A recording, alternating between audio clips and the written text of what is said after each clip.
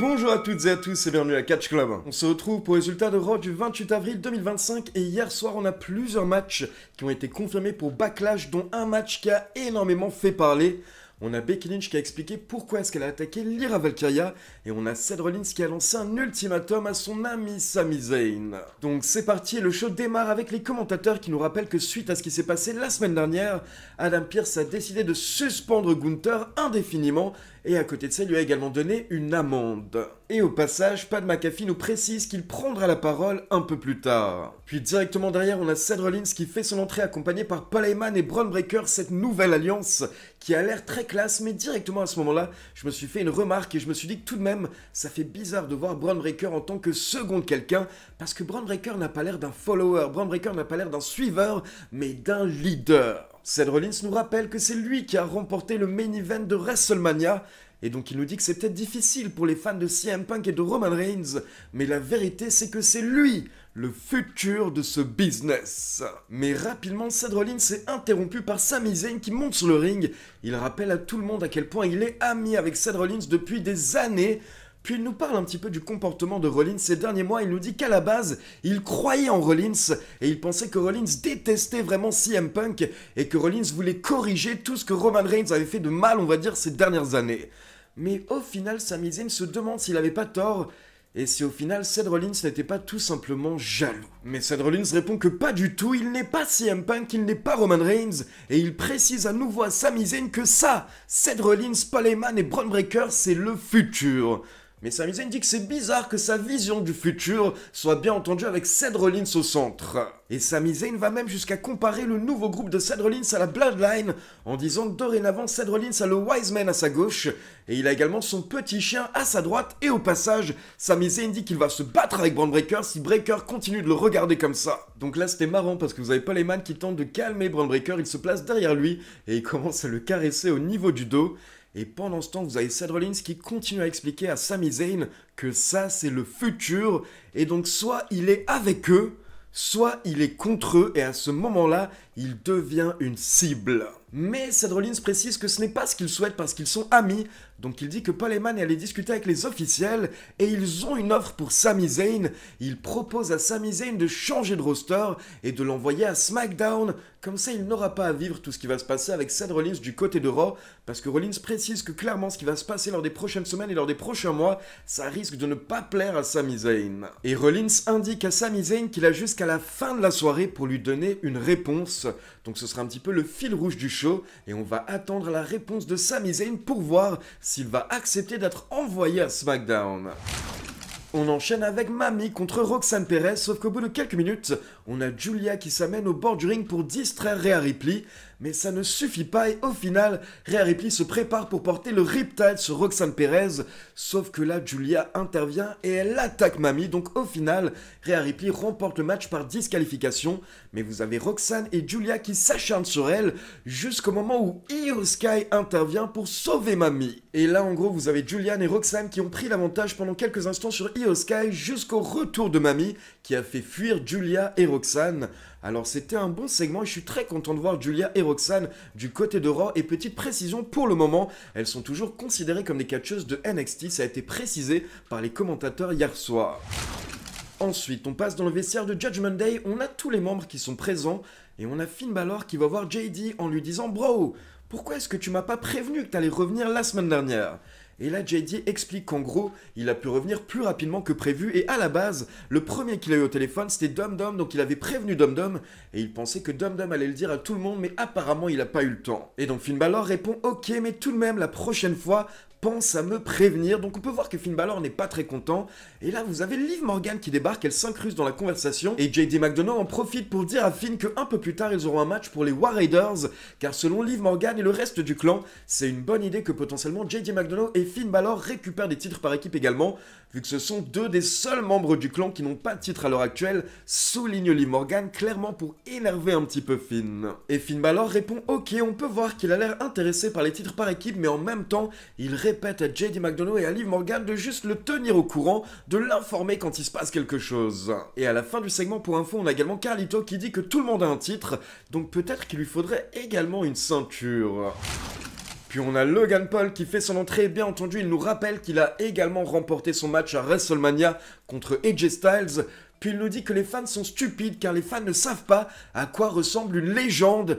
Et il nous dit que clairement par exemple, Jey Uso ne ressemble pas à une légende, mais lui si. Donc forcément Jey Uso fait son entrée, il monte sur le ring et il nous rappelle qu'il a vu Gunther et que le monde entier a vu Gunther tuer Jimmy Uso, le mettre en sang, mais il nous explique également que ce moment-là a réveillé Jey Uso, ça a allumé une sorte de flamme en lui, et dorénavant c'est lui le champion, il précise que ce titre ce n'est pas quelque chose qu'on donne, ce titre c'est quelque chose qui se mérite, et si Logan Paul le veut, il n'a qu'à venir le chercher. Mais là, vous avez Logan Paul qui répond en disant que Jey Uso a l'air stupide avec son petit hit, et il précise également au passage qu'il a accompli plus de choses en 4 ans à la WWE que Jey Uso en 15 ans. Logan Paul nous dit qu'il va prendre le titre World Heavyweight à Jey Uso et il n'aura même pas besoin de travailler très dur, il va simplement laisser Jey Uso faire ce qu'il sait faire, c'est-à-dire échouer, tout gâcher et perdre le titre World Heavyweight encore plus rapidement qu'il n'avait perdu le titre intercontinental. Et donc Logan Paul termine en disant à Jey Uso de bien en profiter, mais là Jey Uso répond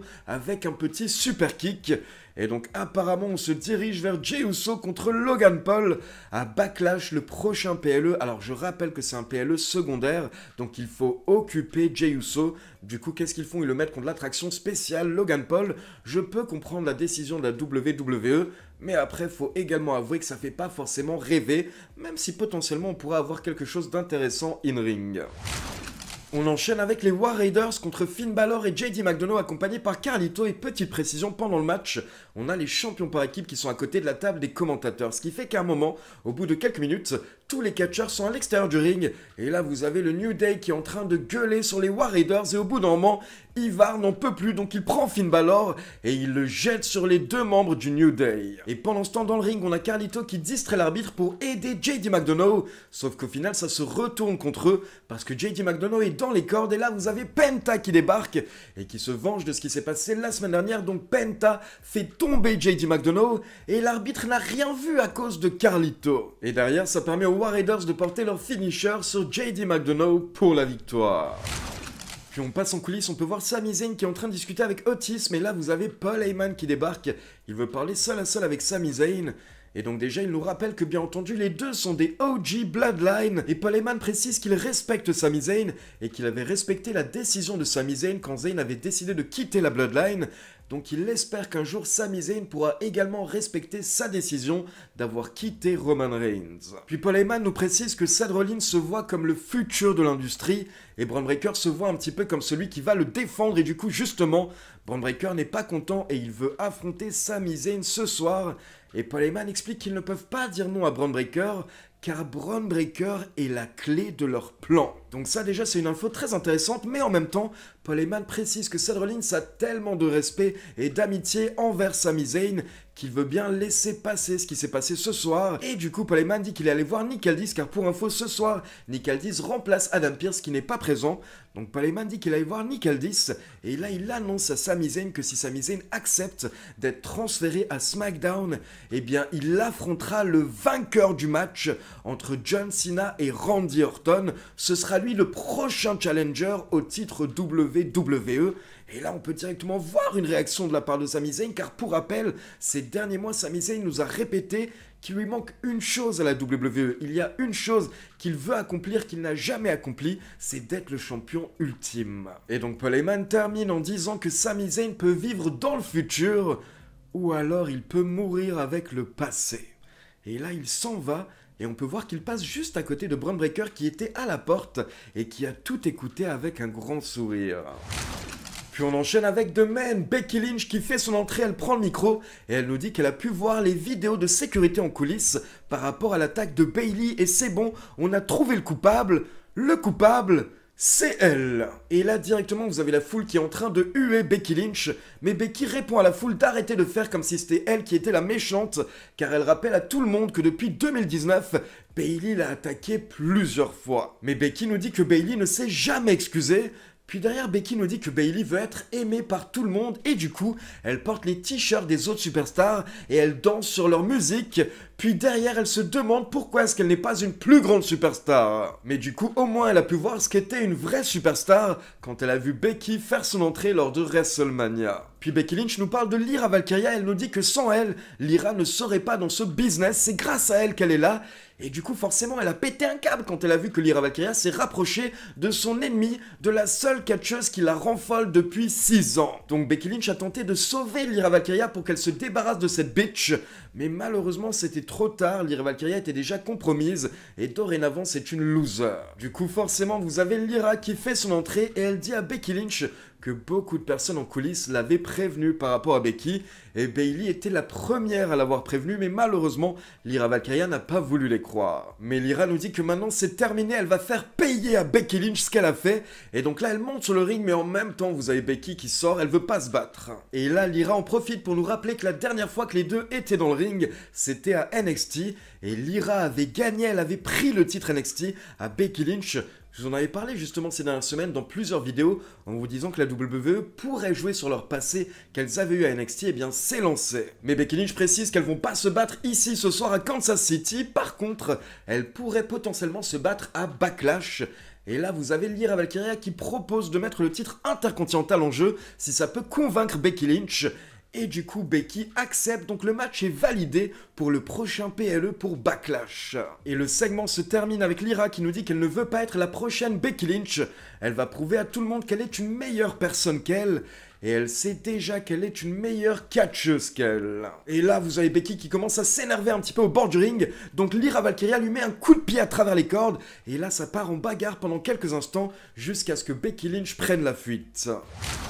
Ensuite, on passe dans le bureau de Nick Aldis qui annonce à Penta qu'il affrontera JD McDonough la semaine prochaine à Raw.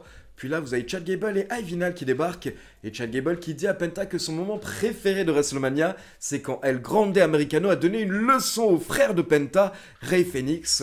Forcément, Penta n'a pas apprécié, il a mis un petit super kick à Chad Gable.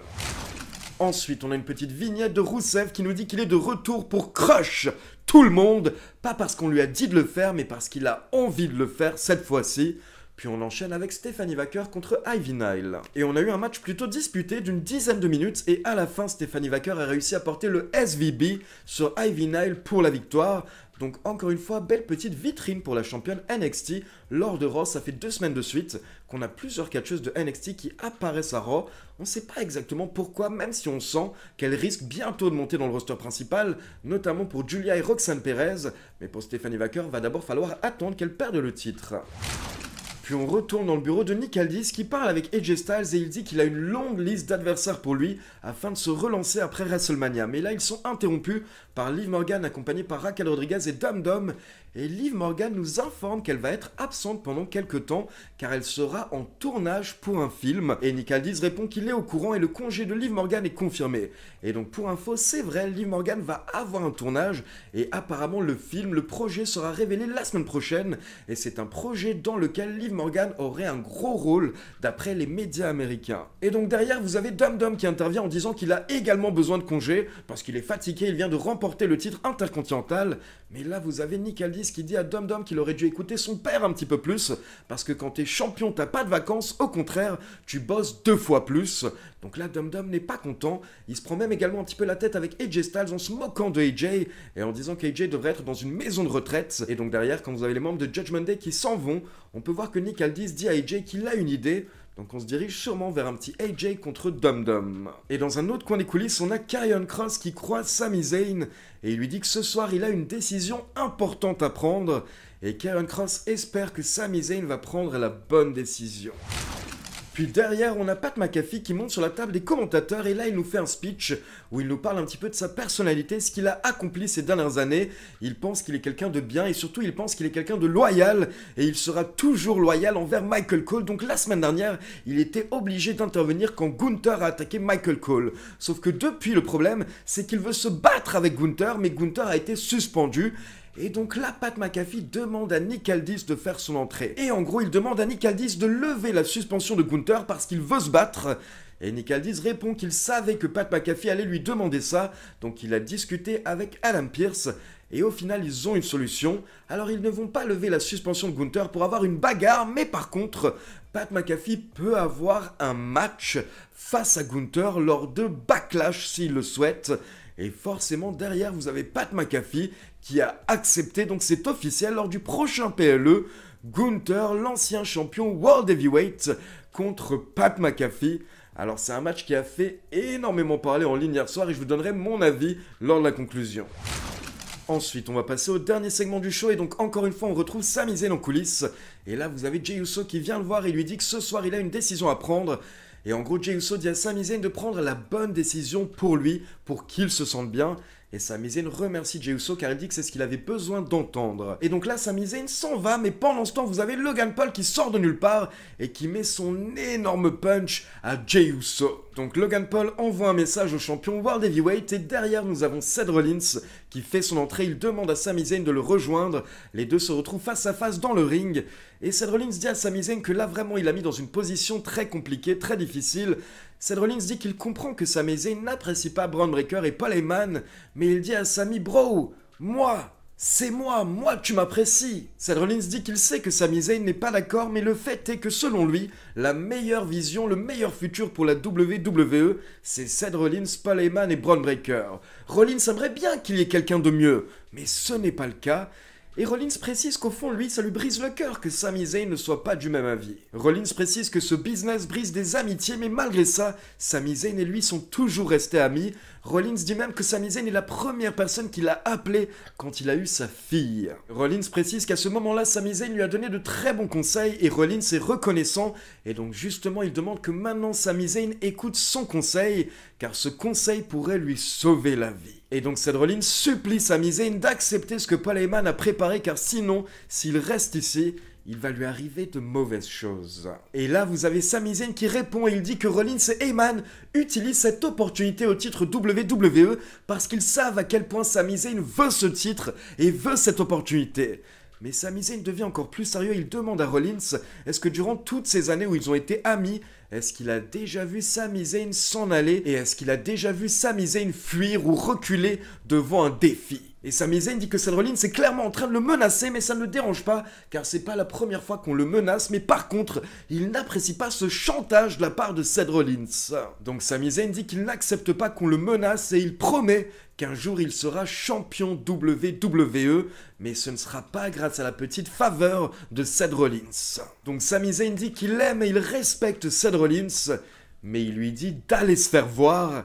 Et là, directement, la musique de Bron Breakker démarre. Sami Zayn a fait son choix, donc on enchaîne avec Sami Zayn contre Bron Breakker en main event. Et là, honnêtement, plus le match avançait, plus Sami Zayn est en train de galérer. Donc au bout de quelques minutes, vous savez, Seth Rollins qui va le voir en lui disant « Mais accepte le deal, accepte !»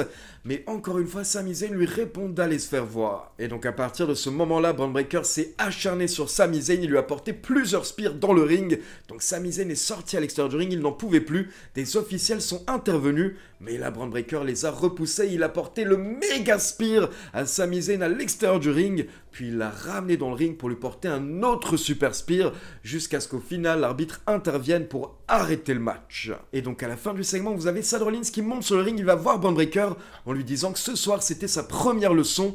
Il y a des gens qui méritent du respect à la WWE, mais ce n'est pas le cas de Sami Zayn, car Sami Zayn a fait son choix. Et derrière, Seth Rollins termine le travail en portant son stomp sur Sami Zayn. Donc à la fin du show, Rollins et son clan sont en train de célébrer alors que Sami Zayn est KO. Allez, on enchaîne avec la ville Pierre, puis ma conclusion. On est en direct de Kansas City, enfin pas moi, hein, Monday Nitro, hein. Moi je suis à l'île Sud City, c'est un peu pareil, il y a des rodéos mais pas avec des chevaux, avec des Yamaha YZ plutôt là, même.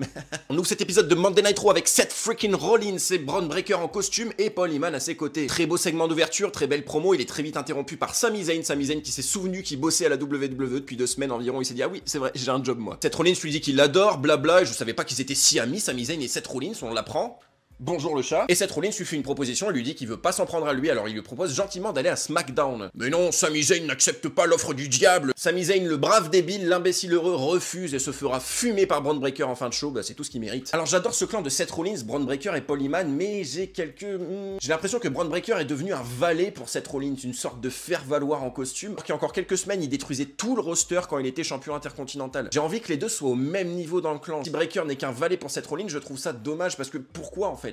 Pourquoi il aurait eu besoin de Seth Rollins? Parce que Breakker se débrouillait très bien sans Seth Rollins sinon. Quant à Paul Heyman, je le trouve un petit peu en retrait, un petit peu effacé. Alors c'est que le début, d'accord. Et je trouve pas qu'il y ait une bonne alchimie entre les deux. Pourtant je rêve que ça se passe correctement, j'adore cette idée et ça va être génial. Mais bon, affaire à suivre, c'est que le début, on verra. Roxanne Perez, Julia, Rhea Ripley, Io Sky, je comprends rien à cette putain de rivalité. Qu'est-ce que branle tout le roster féminin d'NXT à Monday Night Raw? Je comprends pas là. C'est quoi le but? Roxanne Perez, qui est l'une des plus grandes championnes de l'histoire d'NXT, se fait skip son entrée? Pourquoi Io Sky vient défendre Rhea Ripley alors que Rhea Ripley l'a déglingué il y a encore quelques semaines? Stephanie Vaquer, c'est pareil, qu'est-ce qu'elle fout à Raw? Pourquoi elle affronte Ivy Nile? Je comprends rien, je comprends rien. Les crossovers entre le main roster et NXT, c'est très cool, j'adore l'idée, mais il faut que ça ait un peu de sens. Le premier adversaire de Jey Uso est Logan Paul.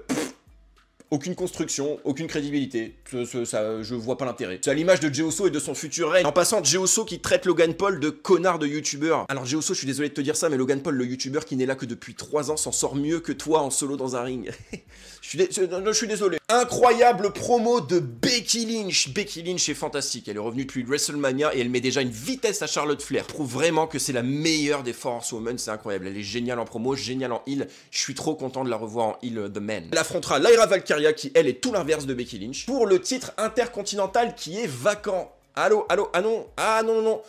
Ah pardon, il est pas vacant le titre, hein. C'est Lyra Valkyria la championne, j'avais oublié, excusez-moi. C'était un bon épisode de Monday Night Raw, je donnerais la note de 7 sur 10, c'était plutôt divertissant. Par contre, j'ai un peu de mal avec Backlash. Backlash, le but, c'est les retombées de WrestleMania. Beaucoup de rematchs, beaucoup de rivalités qui continuent après WrestleMania. Là, j'ai l'impression que tout recommence, on passe à d'autres histoires. On enchaîne sur d'autres feuds, où est-ce qu'il est Cody Rhodes? Pourquoi Gunther affronte un commentateur? J'adore Pat McAfee, on a eu des bons matchs avec Pat McAfee, il est très cool, mais Gunther mérite mieux, putain. Le PLE perd un petit peu de sa saveur. Ah oui, et Rousseff qui est de retour et qui affronte Otis la semaine prochaine.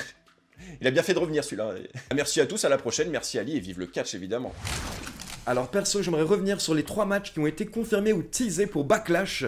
On va démarrer avec Jey Uso contre Logan Paul, alors clairement c'est pas la folie, mais je rappelle que Backlash est un PLE secondaire, et là Jey Uso vient juste de remporter le titre, donc on va dire qu'il faut l'occuper lors des premiers mois, et lui donner également 1 ou 2 victoires, donc on va démarrer avec Logan Paul. Honnêtement, vous connaissez Logan Paul, in-ring c'est pas mal, donc peut-être qu'on va avoir un bon match. Et peut-être même que la storyline va être intéressante avec ce Logan Paul, on va dire en mode peste, qui va attaquer Jey Uso. Et peut-être que ça va permettre également à Jey Uso de développer un petit peu son personnage. Car comme je vous l'ai expliqué avec Jey Uso, il y a un travail à faire pour augmenter son aura, on va dire, pour augmenter sa crédibilité. Car malheureusement, hier soir, encore une fois, lors de Raw, quand je l'ai vu avec la ceinture, honnêtement, pour le moment, j'ai pas l'impression de voir le champion du monde. J'ai l'impression de voir un catcheur qui porte le titre en attendant que le vrai champion du monde arrive, en fait. Ensuite, on a également Becky Lynch contre Lyra Valkyria booké pour Backlash. Alors ça me hype, car comme je vous l'avais dit, notamment lors de mes lives et mes dernières vidéos, Becky et Lyra ont eu une très belle petite rivalité du côté de NXT qui était un avant-goût, je pense, de ce qu'elle pouvait nous montrer dans le roster principal.